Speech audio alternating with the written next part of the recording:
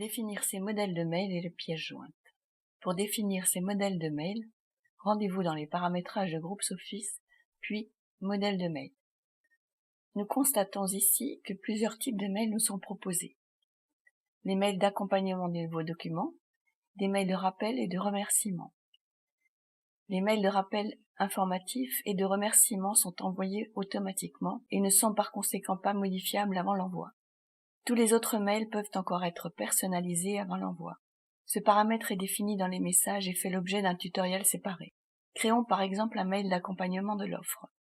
Comme toujours, donnez un nom parlant à votre modèle de mail afin que vous puissiez, comme vos collaborateurs, en identifier immédiatement le contenu.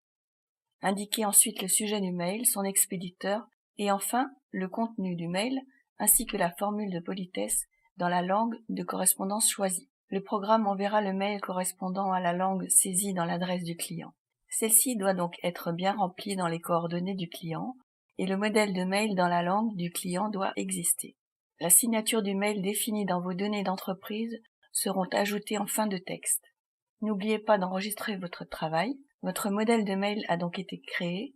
Voyons comment définir les pièces jointes des mails, toujours ici dans les paramétrages. Tout d'abord, indiquez un nom explicite à cette pièce jointe.